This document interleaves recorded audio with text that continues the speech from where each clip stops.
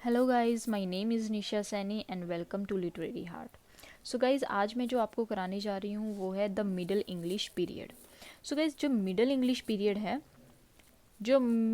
Period है उसका जो टाइम पीरियड है वो क्या है। ये जो मिडिल इंग्लिश पीरियड शुरू होता है ये 1150 एडी में शुरू होता है और 1350 एडी में ये ख़त्म हो जाता है। मतलब इसका जो मेन टाइम पीरियड हुआ वो हुआ 1150 एडी से लेकर 1350 एडी तक।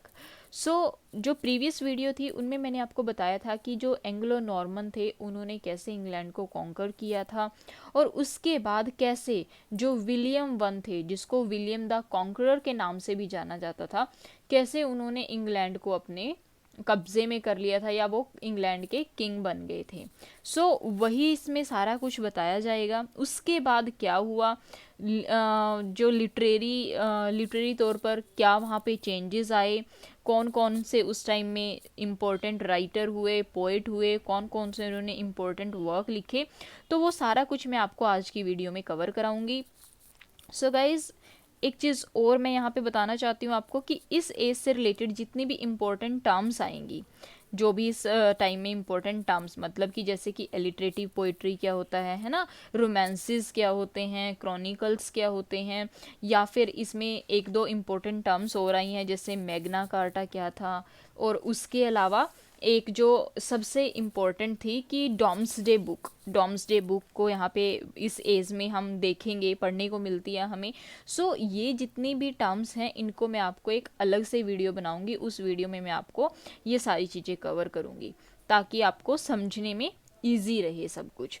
गाइज, अब हम शुरू करते हैं। सबसे पहले मैं आपको शुरू कराऊंगी literary features of the age, कि इस टाइम पे लिटरेरी फीचर्स कौन कौन से थे, क्या क्या हुआ था, किस तरह की राइटिंग हमें मिलती है, कौन से यॉनर थे जो उस टाइम प्रोमिनेंट थे।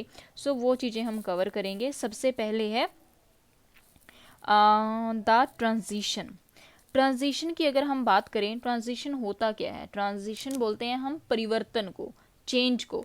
जब हम कहते जो ट्रांजिशन है वो है a process of changing from one condition to another, कि चेंजिंग की कोई भी प्रोसेस जब एक कंडीशन से दूसरी की तरफ जाती है उसको हम ट्रांजिशन बोलते हैं, या कोई भी चीज़ जब एक चीज़ से निकलकर दूसरे में प्रवेश करती है उसको हम ट्रांजिशन बोलेंगे। अब जैसे यही टाइम पीरियड की हम अगर बात करें, जो राइटर थे वो कैसे पुरानी चीज़ों को छोड़कर नई चीज़ों की तरफ बढ़ रहे थे, कैसे उनमें चेंजेस आ रहे थे। वही ट्रांजिशन की यहाँ पर बात की गई है। अगर हम बात करें कि क्या क्या चेंजेस हुए थे, गाइज, जो राइटर्स थे या उस टाइम पे जो पोइट्स थे वो क्या करते थे, पहले ओल्ड इंग्लिश में लिखा करते थे। ओल्ड इंग्लिश की तरफ से वो धीरे धीरे फ्रेंच वर्ड्स उन्होंने यूज़ करने शुरू किए, लैटिन में वर्क्स उन्होंने लिखने शुरू किए। मतलब इस टाइम पे सिचुएशन कुछ ऐसी थी कि कुछ राइटर या कुछ पोइट ऐसे थे जिन्होंने फ्रेंच लैंग्वेज को अडॉप्ट कर लिया था अपने वर्क्स के लिए, कुछ अभी भी लैटिन में लिख रहे थे, बट अभी भी कुछ ऐसे राइटर्स हमें देखने को मिलेंगे जो कि ओल्ड इंग्लिश में लिख रहे थे और इंग्लिश को ही वो डिवेल्प करने की कोशिश कर रहे थे। मतलब कि इस एज में स्थिरता नहीं थी, किसी भी चीज़ की स्टैंडर्डाइजेशन नहीं थी। मतलब क्या था कि कुछ लोग अभी भी पुरानी लैंग्वेजेस को यूज़ कर रहे थे, पुराने यॉनर्स को अभी भी यूज़ कर रहे थे, पुरानी चीज़ों को यूज़ कर रहे थे, बट कुछ थे जो न्यू मीडियाज़ की तरफ भी जा रहे थे। राइटर्स पोइट्स नई मीडिया के लिए उनमें एक इच्छा जागनी शुरू हो गई थी। वही इसमें बताया गया है कि किस तरह धीरे धीरे परिवर्तन आ रहे थे। सेकंड फीचर की हम अगर बात करें, सेकंड क्या है, द अनोनिमस। अनोनिमस का जैसे मैंने आपको पहले भी बताया था, अनोनिमस होता है गुमनाम, अननोन ऑथरशिप। मतलब कि इस टाइम पे जो वर्क लिखे गए थे उनके ऑथरशिप के बारे में हमें कोई नॉलेज नहीं है, हमें नहीं पता कि उसके राइटर कौन थे। बहुत ही कम ऐसे वर्क्स थे जिनके राइटर्स के बारे में, पोइट्स के बारे में हमें नॉलेज है। अदरवाइज इस टाइम पीरियड तक भी काफ़ी सारे मोस्ट ऑफ द वर्क्स ऐसे थे जिनके ऑथरशिप के बारे में हमें किसी तरह की कोई नॉलेज नहीं थी। अगर हमें पता था तो जस्ट उनका नेम पता था, नेम के बाद उनकी लाइफ के बारे में, उनकी वर्क्स के बारे में हमें ज़्यादा कोई इन्फॉर्मेशन नहीं थी। और वो जो उनका नाम हमें पता लगा था वो भी सिर्फ कहाँ से पता लगता है कि जो उन्होंने वर्क लिखे थे उनके लास्ट में उस वर्क के लास्ट में उन्होंने अपने नाम से सिग्नेचर कर रखे थे, तो वहाँ से उनका थोड़ा आइडिया लग जाता है कि ये जो वर्क है ये इस राइटर का या इस पोइट का लिखा हुआ है। सो इसीलिए कहते हैं कि इस टाइम पीरियड में भी अनोनिमसता बहुत थी, अनोनिमस वर्क्स थे ज़्यादातर। थर्ड पॉइंट हमारा क्या है, द डोमिनेशन ऑफ पोइट्री। अगर हम यॉनर की बात करें कि किस यॉनर को ज़्यादा यूज़ किया जाता था, सो इस टाइम पे जो पोइट्री थी वो बहुत ही प्रोमिनेंट थी, पोइट्री डोमिनेट कर रही थी।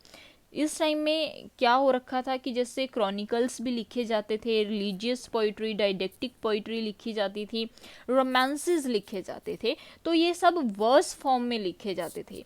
काफ़ी सारे ऐसे फील्ड हमें देखने को मिलेंगे जिनको हम मोस्टली प्रोज फॉर्म में लिखते हैं, जैसे कि हिस्ट्री है। अगर हम हिस्ट्री को लिखते हैं, डिविनिटी की हम बात करते हैं, साइंस की अगर हम बात करते हैं, तो अक्सर इन चीज़ों को प्रोज फॉर्म में लिखा जाता था। बट मिडल इंग्लिश पीरियड में इन सब चीज़ों को लिखा गया, बट वर्स फॉर्म में लिखा गया, पोइट्री की फॉर्म में लिखा गया। अभी आगे मैं आपको एक्सप्लेन करूँगी, वहाँ से आपको सारी चीज़ें क्लियर हो जाएंगी। सबसे अब आगे बताया गया है कि इस टाइम पे जैसे मैंने पोइट्री लिखा हुआ है, नेक्स्ट की पोइट्री यूज़ की गई है। पोइट्री में क्या क्या चीज़ें लिखी गई थी, जैसे क्रॉनिकल्स यूज़ किए गए हैं। क्रॉनिकल कौन कौन से लिखे गए थे, कौन कौन से रोमांसेस लिखे गए थे, कौन कौन सी रिलीजियस पोइट्री लिखी गई थी, वो सब मैं आपको एक्सप्लेन करूँगी। पोइट्री के बाद इस टाइम पे कुछ एक प्रोज वर्क भी हमें देखने को मिलते हैं। प्रोज वर्क लिखे थे बट बहुत ही कम लिखे गए हैं, बहुत ही कम प्रोज वर्क हैं जो हमारे इस टाइम पे नॉलेज में हैं। सो सबसे पहले मैं पोइट्री को एक्सप्लेन कर रही हूँ। पोइट्री की काफ़ी सारी टर्म्स, हमें 2-3 टर्म्स यहाँ पर मिलेंगी।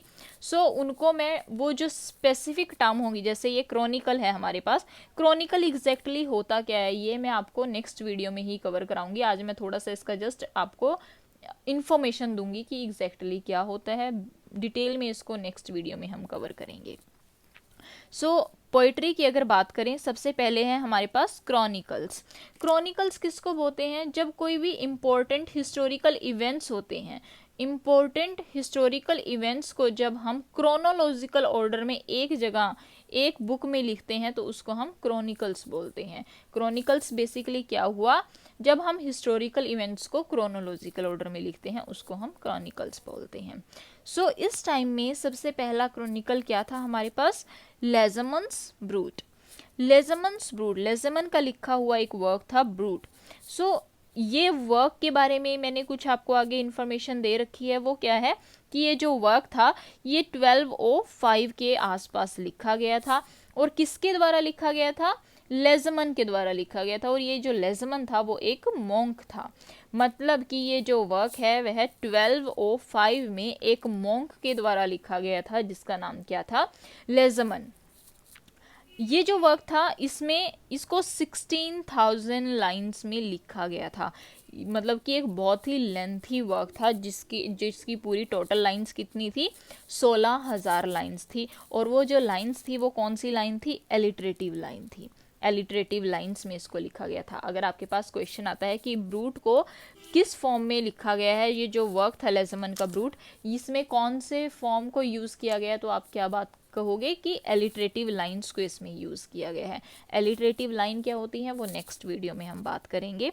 सो यहाँ पर आपको फोकस करना है कि इसकी लेंथ कितनी है, कितनी लाइंस में इसको लिखा गया है, तो लाइंस कितनी होगी, 16,000। आगे क्या है, it tells the history of Britain from the landing of Brutus to the death of Cadwallader. क्या हुआ इसका मतलब कि ये जो वर्क है ये ब्रिटेन की हिस्ट्री के बारे में लिखा गया है। इसमें क्या है, कौन सी हिस्ट्री को डिस्कस किया गया है, ब्रिटेन की हिस्ट्री को डिस्कस किया गया है। कब से लेकर कब तक, जब जो ब्रूट्स थे, ब्रूट्स ने लैंड किया था, ब्रूट्स की लैंडिंग से लेकर कैडवाल्डर की डेथ तक, जो कैडवाल्डर थे, कैडवाल्डर की डेथ तक के टाइम पीरियड को लेजमन ने अपने वर्क ब्रूट्स में मेंशन किया है। तो अगर हम बात करें कि इस वर्क का चीफ सोर्स क्या है, कहाँ से लेजमन को इंस्पिरेशन मिली, कहाँ से लेजमन ने जो मैटर था, मैटर इकट्ठा किया इस वर्क को लिखने के लिए, तो इसका चीफ सोर्स क्या था, रॉमन दे ब्रूट ऑफ वेस। ये रोमन डे ब्रूट ऑफ वेस, ये जो वर्क है ये एक वर्क था जिसको कि किस लैंग्वेज में लिखा गया था, नॉर्मन फ्रेंच में लिखा गया था। सो नॉर्मन फ्रेंच से इस वर्क को ट्रांसलेट किया गया था। तो उस ट्रांसलेट करके इस वर्क का नाम रखा गया था रोमन डे ब्रूट ऑफ वेस। तो वहीं से लेज़मन ने अपने वर्क ब्रूट को लिखने के लिए इंस्पिरेशन ली थी, वहीं से उन्होंने मैटर इकट्ठा किया था। सो ये जो था मैंने आपको बताया है, ये था हो गया कि लेज़मन के ब्रूट के बारे में, कि इसमें ब्रूट वर्क में क्या क्या लिखा गया था, कितनी लाइंस में लिखा गया था, ब्रिटेन हिस्ट्री को डिस्कस किया गया। ये सब बातें याद रखने की हैं, क्योंकि जब आपके पास पेपर आएगा तो वहाँ पे आपको यही पूछ लेंगे कि कौन सा ऐसा वर्क था जिसमें कि ब्रिटिश हिस्ट्री को डिस्कस किया गया है। तो आपको वहाँ पर याद होना चाहिए कि लेज़मन का ब्रूट था जिसमें ब्रिटेन हिस्ट्री को डिस्कस किया गया है। आगे हम बात करेंगे कि करेक्टरिस्टिक्स ऑफ लेज़मन स्टाइल, कि लेज़मन का जो राइटिंग स्टाइल था उसके करेक्टरिस्टिक क्या क्या हैं, वो कौन कौन सी चीज़ों को अपने वर्क्स में यूज़ करते थे। सो वो एपिक फार्मूलाज को यूज़ करते थे, यूज़ ऑफ सिमलीज, वो सिमलीज का बहुत यूज़ करते थे, और एक वो एलिटरेटिव मीटर को यूज़ करते थे। 3 करेक्टरिस्टिक इसमें बताए गए हैं। वो एपिक फार्मूला को यूज़ करते थे, सिमलीज का बहुत ज़्यादा यूज़ करते थे लेज़मन, और एलिटरेटिव मीटर का बहुत ज़्यादा यूज़ करते थे अपने वर्क्स में। सो ये सारा हो गया लेज़मन के वर्क ब्रूट के बारे में। नेक्स्ट जो हमारा है क्रॉनिकल, नेक्स्ट क्रॉनिकल का नाम क्या है, रॉबर्ट ऑफ ग्लोसेस्टर। रॉबर्ट ऑफ ग्लोसेस्टर, ये हमारा सेकंड वर्क है। रॉबर्ट ऑफ ग्लोसेस्टर क्या है, non for his rhyming Chronicle, कि ये जो वर्क है यह अपनी राइमिंग क्रॉनिकल्स के लिए जाना जाता है। ये जो क्रॉनिकल लिखा गया है इसको राइमिंग फॉर्म में लिखा गया है, इसमें राइम हमें देखने को मिलती है, इसीलिए ये वर्क फेमस है। और जो इसके राइटर हैं रॉबर्ट, ही ऑलवेज सेड, वो हमेशा क्या कहते थे कि Arthur is the hero of my work, कि ये जो मेरा वर्क है इसका हीरो कौन है, आर्थर है, कि आर्थर है वह मेरे वर्क का हीरो है। सो ये हमारा सेकंड वर्क हो गया। अब हम अगर थर्ड वर्क की बात करें तो थर्ड क्या है, Robert Manning of Brunne. Robert Manning of Brunne, इसके बारे में कुछ ज़्यादा इंपॉर्टेंट था नहीं तो इसलिए मैंने आगे इसका मेंशन नहीं किया। इनका सिर्फ आपको नाम भी पता होगा तो भी चलेगा, क्योंकि ये जो वर्क है इनको बहुत ज़्यादा डीप में जाकर पढ़ने की हमें ज़रूरत नहीं है। जितनी मैंने इन्फॉर्मेशन दी है अगर आप इतना भी इनको याद रखोगे तो दैट इज़ इनफ, क्योंकि बेसिकली जो हमारा सिलेबस है NTA नेट का वो चौसर से लेकर पोस्ट मॉडर्न एज तक डिफाइन किया गया है। ये जो एजेस हैं इसको हम नहीं उसमें काउंट करते, बट फिर भी इन एजेस से क्वेश्चन आते हैं इसलिए इनको करना ज़रूरी है, बट बहुत ज़्यादा डीप में जाने की यहाँ पे ज़रूरत नहीं है हमें। सो इसका ये नाम आपको पता होना चाहिए कि एक और क्रॉनिकल था जिसका नाम क्या था, रॉबर्ट मैनिंग ऑफ ब्रून। ये हमारे क्रॉनिकल्स थे 3 जो कि इस टाइम में इम्पोर्टेंट थे। नेक्स्ट अब हम मूव करेंगे religious and didactic poetry. Religious and didactic poetry, religious का आपको पता है रिलेटेड टू रिलीजन, और डाइडेक्टिक का मतलब क्या होता है, डाइडेक्टिक हम एक ऐसी पोइट्री को बोलते हैं जो इंस्ट्रक्ट करती है, जो इंस्ट्रक्शन देती है, चाहे वो हमें मॉरल इंस्ट्रक्शन देती हो या फिर हमें नॉलेज प्रोवाइड करती हो फिलोसफी, रिलीजन, आर्ट और साइंस से रिलेटेड। मतलब क्या हुआ सिंपल शब्दों में, कि ऐसी पोइट्री जो कि हमें मॉरल लेसन देती है या फिर हमें फिलोसफी की, रिलीजन की, आर्ट की और साइंस की नॉलेज देती है, उसको हम डाइडेक्टिक पोइट्री बोलते हैं। मतलब कि ऐसी पोइट्री जिससे हमें कुछ सीखने को मिलता है उसको हम डाइडेक्टिक पोइट्री बोलते हैं। सो इस वाले जो ये जो रिलीजियस और डाइडेक्टिक पोइट्री है इसमें जो सबसे फर्स्ट पोएम है हमारी उसका नाम क्या है, द ऑर्मुलम। जो ऑर्मुलम है, ये हमारी जो पोएम है ऑर्मुलम, ये किसके द्वारा लिखी गई थी, ओम के द्वारा लिखी गई थी, रिटन बाय ओम। तो कौन से टाइम पीरियड के नियर बाय लिखी गई, डेटेड 1200, इस पे 1200 लिखा गया है कि ये जो पोएम है ये ओम के द्वारा लिखी गई थी 1200 में। आगे क्या है, written in 10,000 lines and even then incomplete, ये जो पोएम है इसको 10,000 लाइन्स में लिखा गया है, 10,000 लाइन्स में लिखा गया है, बट 10,000 लाइन्स लिखने के बाद भी ये जो पोएम थी ये इनकम्प्लीट है, ये ख़त्म नहीं हुई, अभी भी ये पोएम पेंडिंग थी। आगे क्या है कि it is said that he is a merciless syllabus counter, Orm के बारे में क्या बोला जाता है, ओम को बोला जाता है कि वह एक मर्सीलेस सिलेबल काउंटर थे। आगे क्या है कि work is unique for its complicated system of spelling, ये जो वर्क है और मूलम ये बहुत ही यूनिक वर्क है। यूनिक किस लिए है, क्योंकि इसमें बहुत ही ज़्यादा कॉम्प्लिकेटेड स्पेलिंग्स को यूज़ किया गया है, जो स्पेलिंग यूज़ किए गए हैं वो बहुत ही कॉम्प्लिकेटेड हैं। सो यहाँ से हमारे पास क्वेश्चन आता है कि और मूलम में कितनी लाइन्स थी, 10,000 लाइन्स में लिखा गया है। अगर आपके पास आएगा कि आपको 4 ऑप्शन दिए जाएंगे कि कौन सा वर्क इनकम्प्लीट है, तो आप क्या लिखोगे, और मूलम लिखोगे। और ओम के बारे में अगर आपसे क्वेश्चन पूछा जाए कि who is a merciless syllabus counter, तो आपको पता होगा कि ये जो और मूलम के राइटर हैं ओम, वो उनको मर्सीलेस सिलेबस काउंटर बोला जाता था। अगर इस वर्क के बारे में पूछा जाए कि ये वर्क यूनिक क्यों है, क्योंकि इसमें बहुत ही कॉम्प्लिकेटेड सिस्टम्स ऑफ स्पेलिंग को यूज़ किया गया था। सो ये हमारे पास हो गई और मूलम के बारे में इंफॉर्मेशन हो गई।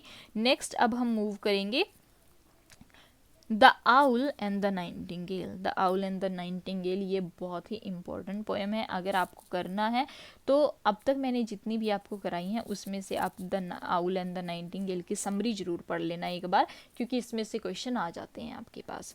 सो the owl and the nightingale के बारे में क्या है, इसकी जो ऑथरशिप है वो डाउटफुल है, इसके ऑथर के बारे में हमें नहीं पता कि ये किसने लिखी थी। इस पोएम में क्या था, it consist of a long argument between the Nightingale, इसमें ये जो वर्क था इसमें ये एक डिबेट वर्क है, इसमें डिबेट चल रही होती है किस किस के बीच में, नाइटिंगेल के बीच में और आउल के बीच में। सो जो नाइटिंगेल है वह किस चीज़ को रिप्रेजेंट करती है, लाइटर जॉय ऑफ लाइफ, जो नाइटिंगेल है वह लाइटर जॉय ऑफ लाइफ को रिप्रेजेंट करती है, और जो आउल है स्टैंडिंग फॉर विजडम एंड सॉब्रिटी, जो आउल है वो किसके लिए स्टैंड लेता है, विजडम के लिए एंड सोब्रिटी के लिए। सो यहाँ पे मैं इतना ही डिस्कस करूँगी, बट मैं आपको सजेस्ट करूँगी कि जाकर इसकी आप एक बार समरी जरूर पढ़ लेना। नेक्स्ट हमारे पास क्या है, द कर्सर मंडी।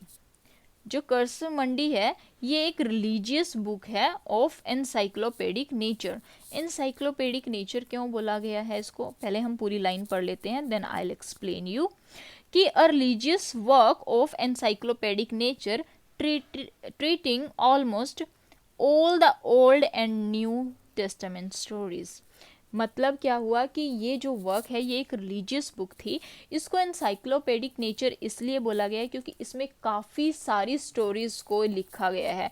ओल्ड और जो न्यू टेस्टामेंट था उसमें जितनी भी स्टोरीज थी उन सारी स्टोरीज को इकट्ठा करके कर्सर मंडी नाम की ये जो बुक है इसमें लिखा गया था। और इस बुक की सबसे मेन बात, सबसे इम्पोर्टेंट बात क्या है कि इसमें जितने भी वर्क्स हैं, जितनी भी ये स्टोरी लिखी गई हैं, उनको बहुत अच्छे ढंग से हैंडल करके बहुत अच्छे ढंग से लिखा गया है। आपको उसमें कन्फ्यूज़न नहीं मिलेगी, मतलब एक जो होच पोच हो जाती है वो होच पोच नहीं मिलेगी। इसका जो स्टाइल है, इसकी जो फॉर्म है उसको बहुत अच्छे ढंग से तैयार करके लिखा गया है। सो आपको पता होना चाहिए कि जो कर्सर मंडी है वह एक रिलीजियस पोएम है जिसमें कि ओल्ड और न्यू टेस्टामेंट की स्टोरीज को इकट्ठा करके लिखा गया है। सो ये आपकी नेक्स्ट है आपकी एलिटरेटिव पोएम्स। सबसे पहले तो एलिटरेटिव पोएम क्या होती हैं, ये जो एलिटरेटिव टर्म है इसको मैं नेक्स्ट वीडियो में कवर करूँगी। ये मैं आपको इसलिए बीच में एक्सप्लेन नहीं करी क्योंकि अगर मैं इनको एक्सप्लेन करूँगी तो वीडियो बहुत लंबी हो जाएगी, इसीलिए मैंने सोचा कि जितनी भी टर्म्स हैं उनके ऊपर मैं अलग से ही एक वीडियो बनाती हूँ। सो वो आपको आगे मिल जाएंगी। सो एलिटरेटिव पोएम्स, उस टाइम की जो एलिटरेटिव पोएम्स थी वो कितनी थी, 4 थी। मेन 4 एलिटरेटिव पोएम्स उस टाइम में थी written in West Midland dialect, जिनको वेस्ट मिडलैंड डायलेक्ट में लिखा गया था। सो वो पोएम कौन कौन सी थी? Pearl, PEARL, Pearl, purity, patience and Sir Gawain and the Green Knight. ये जो 4 पोएम्स थी इनको एलिटरेटिव पोएम बोला जाता है, इनको एलिटरेटिव फॉर्म में लिखा गया था। सो सबसे पहले तो क्वेश्चन यही आ जाएगा, सपोज कर लो आपको इन चारों में से कोई एक नाम दे दिया, तो उनमें से आपको पूछ लिया है कि कौन सी पोएम है जिसको वेस्ट मिडलैंड डायलेक्ट में लिखा गया है। सपोज कर लो इन चारों में से कोई भी नाम आ गया तो वो आपको पता होगा कि इसको वेस्ट मिडलैंड डायलेक्ट में लिखा गया है, क्योंकि ऐसे क्वेश्चंस अक्सर पूछ लिए जाते हैं। सो अगर हम बात करें पर्ल, प्योरिटी एंड पेशेंस की, पर्ल, प्योरिटी और पेशेंस में से जो पोएम है पर्ल, वो सबसे फाइनेस्ट बुक है, वो सबसे फाइनेस्ट पोएम है। इसको एलिगोरिकल फॉर्म में लिखा गया है। एलिगोरिकल को भी मैं आगे आपको बताऊंगी कि एलिगोरिकल होता क्या है, एलिगोरिकल कौन सी फॉर्म है। सो ये जो पोएम है इसको किस फॉर्म में लिखा गया है? एलिगोरिकल फॉर्म में लिखा गया है। और जो बाकी की 2 पोएम है प्योरिटी एंड पेशेंस, उनसे इन तीनों में से सबसे बेस्ट कौन सी है? पर्ल है। और जो प्योरिटी और पेशेंस है उनका जो थीम है वो कौन सा है? डायडेक्टिक है।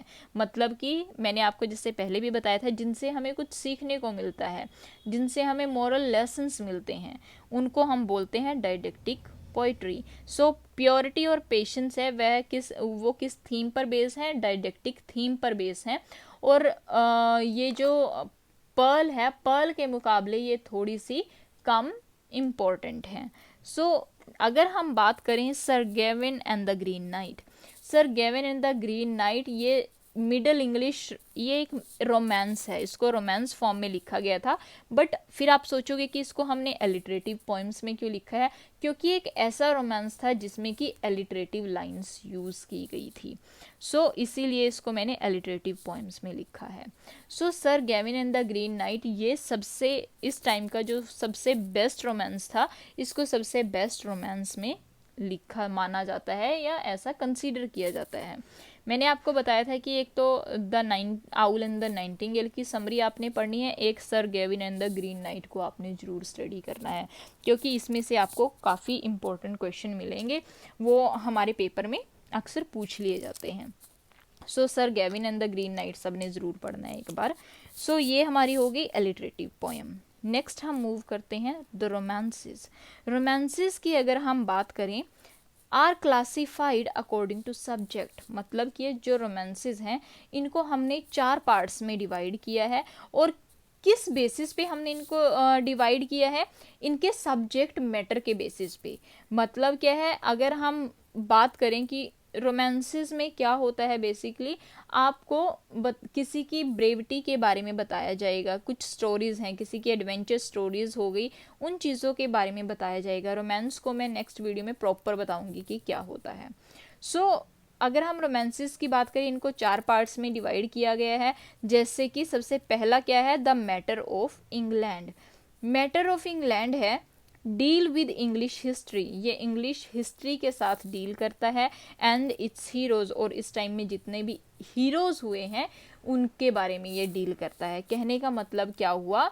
द मैटर ऑफ जो इंग्लैंड है, ये जो हमारा मैटर ऑफ इंग्लैंड है, इसमें बेसिकली इंग्लिश हिस्ट्री को बताया गया है, और उस टाइम में इंग्लिश हिस्ट्री में जितने भी हीरोज़ हुए थे उन सब को इन रोमांसेस में कवर किया गया है। वो रोमांसेस कौन कौन से थे आगे मैं आपको रोमांस के नाम बता रही हूँ। जैसे किंग हॉर्न हो गया।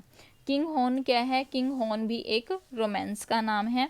King Horn and Havelok the Dane, Havelok the Dane, Guy of Warwick and Bevis of Hampton, Bevis of Hampton are among the best. मतलब क्या है?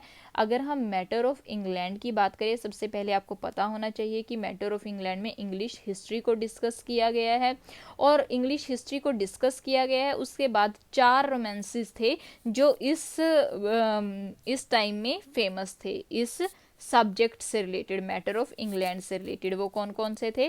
King Horn, Havelok of Dane, Guy of Warwick and Bevis of Hampton. इन सब चारों के चारों जो ये रोमांस है इसको हम कौन से ग्रुप में कंसीडर करते हैं, मैटर ऑफ इंग्लैंड में कंसीडर करते हैं।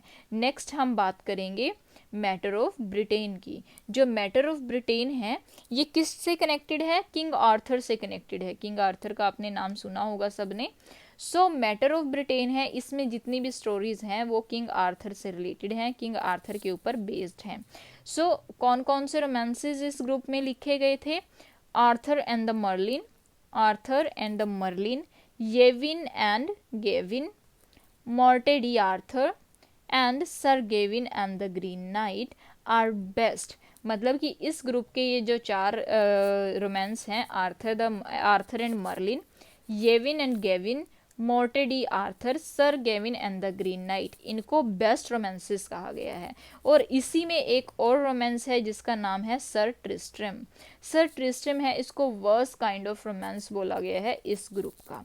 मतलब कि इसमें क्या हुआ, इस ग्रुप में चार बेस्ट आपको रोमांस बताए गए हैं और एक वर्स काइंड ऑफ रोमांस आपको दिया गया है। जो वर्स है उसका नाम क्या है, सर ट्रिस्ट्रम। सर ट्रिस्ट्रम ये आपका हो गया मैटर ऑफ ब्रिटेन। नेक्स्ट हम बात करेंगे the matter of Rome the great. The matter of Rome the great, जो matter of Rome the great है इसमें क्या है, किंग एलिजांडर। जो किंग एलिजांडर है ये क्या है, एक वर्क है, ये एक रोमांस है। नेक्स्ट आपके पास क्या है, the destruction of Troy. Destruction of Troy भी हमारे पास क्या है, एक रोमांस है। आगे क्या है, in this group used a large number of classical theme, कि इस ग्रुप में काफ़ी सारे क्लासिकल थीम को यूज़ किया गया है। वो क्लासिकल थीम्स क्या थे, as the exploits of Alexander the Great and siege of Troy. मतलब कि इसमें जो क्लासिकल थीम थे वो क्या क्या थे, जैसे कि इसमें अलेक्जेंडर द ग्रेट था उसको कैसे एक्सप्लॉइट किया गया, इस थीम के बारे में बहुत लिखा गया है। और सीज ऑफ ट्रॉय का जो थीम था उसके बारे में यहाँ इसमें बात की गई है इस ग्रुप में। सो बेसिकली हमारे पास इस ग्रुप में कितने वर्क हुए, 2 वर्क हुए, King Alexander and the destruction of Troy. ये इसमें 2 रोमांसेस की बात की गई है। नेक्स्ट जो हमारे पास है वो क्या है, the matter of France. The matter of France, the romances dealing with the Charlemagne legends, कि इस टाइम में जो रोमांसेस थे वो किसके साथ डील कर रहे थे, शार्लेमेन लेजेंड्स के बारे में। शार्लेमेन लेजेंड से वो डील कर रहे थे। इस टाइम के जो बेसिकली रोमांस थे वो कौन कौन से थे, राउल कॉल्जियर हैड कंसीडर्ड मैरिट। मतलब कि ये बहुत ही फेमस थे, राउ और कॉल्जियर जो थे वो बहुत ही फेमस थे। सर फ्रॉम्ब्रस इज नॉट वर्दी, सो इनमें से जो सर फ्रॉम्ब्रस था वो भी काफ़ी नॉट वर्दी वर्क था। मतलब क्या हुआ कि मैटर ऑफ फ्रांस में हमारे पास कितने रोमांसेस हो गए, 3 रोमांस हो गए, राउ, कॉल्जियर एंड सर फ्रॉम्ब्रस। ये 3 जो हैं ये हमारे मैटर ऑफ फ्रांस में काउंट किए जाएंगे। सो गाइज ये चीज़ आपको ज़रूर याद रखनी है, पेपर में आपको सीधा ऐसे भी क्वेश्चन पूछ लिया जा सकता है कि मिडिल इंग्लिश पीरियड में जो रोमांसेस थे वो कितने टाइप के थे। वो आपको पता होना चाहिए कि 4 टाइप्स थे, 4 ग्रुप्स में उनको डिवाइड किया गया था। उन ग्रुप्स के आपको नाम याद होने चाहिए, जैसे कि the matter of England, matter of Britain, matter of Rome the Great and matter of France. मतलब क्या था, ये जो अलग अलग नाम दिए गए हैं, फर्स्ट वाले में इंग्लैंड की हिस्ट्री और इस टाइम में जितने भी हीरोज़ हुए थे उनकी बात की गई है। ब्रिटेन वाले में किंग आर्थर की बात की गई है, उस टाइम की जो हिस्ट्री थी उसको डिस्कस किया गया है। थर्ड वाले में रोम की हिस्ट्री को यहाँ पर डिस्कस किया गया, और फोर्थ वाले में जो फ्रांस थे, फ्रांस के जो हीरोज़ थे, जो लेजेंड्स थे, जो फ्रांस की हिस्ट्री थी उसको डिस्कस यहाँ पर किया गया है। उसके बाद अगर हम आगे मूव करें, आगे मूव हम करते हैं जब हमारे पास क्या आएगा, मिसलेनियस रोमांसेस। मिसलेनियस क्या होता है, मिसलेनियस होता है जब हम अलग अलग चीज़ों को, अलग अलग तरह की चीज़ों को एक चीज़ में रखते हैं। मतलब क्या हुआ, ये जो मिसलेनियस रोमांसेस होंगे इसमें हर तरह के रोमांसेस आपको मिलेंगे जो बचे कुचे हैं, जो कि किसी मतलब कि वो जो 4 ग्रुप्स हैं उनमें फिट नहीं हो रहे, नहीं हो रहे, बाकी जो बच गए हैं, मतलब कि जब हम डिफरेंट अलग अलग चीज़ों को एक जगह पर इकट्ठा करते हैं उसको हम बोलते हैं मिसलेनियस। अलग अलग प्रकार की चीज़ों को जब हम एक जगह रखते हैं उसको हम मिसलेनियस बोलते हैं। सो मिसलेनियस वाले जो रोमांसेस थे इनमें क्या था, Amis and Amiloun, Amis and Amiloun, William of Palerne, William of Palerne, William of Palerne, and next है हमारा फ्लोरिस एंड ब्लेंचफ्लेयर, फ्लोरिस एंड ब्लेंचफ्लेयर। मतलब क्या हुआ, मिसलेनियस में हमारे पास ये जस्ट नेम है जो आपको याद रखने हैं, आपको जस्ट पता होना चाहिए कि इस एज में ये वाले रोमांसेस भी थे। तो ये तीन कौन से हैं, Amis and Amiloun, William of Palerne, Floris and Blancheflour, ये हमारे मिसलेनियस में काउंट होंगे। अब हम बात करते, ये हमारी अब तक पोइट्री चल रही थी कि क्योंकि ये जो रोमांसेस हो गए, क्रॉनिकल्स हो गए, रिलीजियस और डाइडेक्टिक पोइट्री हो गई, इसको सबको हमने पोइट्री फॉर्म में, वर्स फॉर्म में देखा है, ये सब वर्स फॉर्म में लिखे गए हैं। जैसे हम पोइट्री लिखते हैं उस स्ट्रक्चर में ये सब लिखे गए हैं। अब हम बात करेंगे प्रोज की। जो प्रोज हैं, प्रोज हमारे पास कौन कौन से थे, द एनक्रीन रीव, सबसे पहले क्या था हमारे पास, द एनक्रीन रीव। एनक्रीन रीव के ऊपर मैंने लिखा है रूल्स फॉर नन्स, मतलब कि एनक्रीन रीव का मतलब क्या हुआ कि जब हम नन्स के लिए रूल्स बनाते हैं ना, इसका मतलब ही क्या हुआ बुक का, रूल्स फॉर नन्स, मतलब कि इस बुक में नन्स के लिए रूल्स मेंशन किए गए हैं। आगे मैंने इसके बारे में बताया है आपको कि रिटन फॉर 3 नोबल लेडीज, कि ये जो बुक थी एनक्रीन रीव, इसको 3 नोबल लेडीज के लिए लिखा गया था, who had become anchoresses, who had become anchoresses, जो कि अभी जस्ट एनक्रेसिस बनी थी, ये जिन्होंने अभी नन बनी थी। It is a manual design to guide in the life they had chosen. तो बेसिकली ये जो वर्क था ये एक तरह का गाइड था उनके लिए कि जो भी उन्होंने लाइफ चूज़ की है उसमें उनको किस तरह से एक्ट करना चाहिए, क्या चीज़ें उनके लिए सही हैं, क्या चीज़ें उनके लिए गलत हैं। तो एनक्रीन रीव ये एक रूल बुक थी नन्स के लिए। उस टाइम पे 3 नोबल लेडीज़ थी जिन्होंने जो नन बनी थी, सो उनके लिए ही ये बुक लिखी गई थी, उनको बताने के लिए कि आपके लिए क्या चीज़ें सही हैं और क्या चीज़ें आपके लिए गलत हैं। बेसिकली उनके लिए रूल्स बनाए गए थे जो कि इस बुक में लिखे गए थे। नेक्स्ट है हमारे पास the Ayenbite of Inwit, the Ayenbite of Inwit, ये भी एक अलग से प्रोज वर्क है जिसके बारे में ज़्यादा तो कुछ नहीं पता, जस्ट इतना पता है कि रिटन बाय डैन मिशेल, कि ये जो वर्क है इसको डैन मिशेल ने लिखा है 1340 में, 1314 में इसको लिखा गया है। इस बुक के बारे में सबसे इम्पोर्टेंट बात है, the book is well summed up by the word dull, कि ये जो बुक है ये किस वर्ड पर आकर ख़त्म हो जाती है, डल वर्ड पर आके ख़त्म हो जाती है। सो ये क्वेश्चन आपको पूछ लिया जा सकता है कि कौन से कि जो एजनबाइट ऑफ इनविट है ये किस, इसका लास्ट वर्ड क्या है, ये इसका लास्ट वर्ड क्या है ये, या किस वर्ड पर आकर ये ख़त्म हो जाती है, तो वो आपको पता होना चाहिए कि वो लास्ट वर्ड क्या है, डल है हमारे पास। ठीक है, सो गाइज आज की वीडियो में मैं आपको इतना ही बताऊंगी। ये जो मैंने कवर किया है ये मिडल इंग्लिश से रिलेटेड, हिस्टोरिकल पार्ट आप पहले कर चुके हो, हिस्टोरिकल में इतना कुछ इम्पोर्टेंट नहीं था। जो मेन इम्पोर्टेंट चीज़ थी वो थी कि कौन सा यॉनर प्रोमिनेंट था, कौन कौन से वर्क इस टाइम में लिखे गए थे, कौन कौन से राइटर इस टाइम में हुए थे, कौन कौन से पोइट इस टाइम में हुए थे। सो वो सब चीज़ें मैंने आपको बता दी हैं। इस टाइम से रिलेटेड 2 वर्क्स थे जो इम्पोर्टेंट थे, the owl and the Nightingale, उसकी समरी आपने ज़रूर पढ़नी है, sir Gawain and the Green night, उसकी समरी आपने ज़रूर पढ़ लेनी है। इसके अलावा अगर आप बाकी सबको छोड़ दोगे, सिर्फ नाम याद रखोगे तो भी चलेगा। सो ये आपने डिटेल में अच्छे से कर लेनी है। So guys, this is all for today's video. I hope you understand everything, and if you like the video, don't forget to like, share and subscribe. Thank you so much for watching it, guys.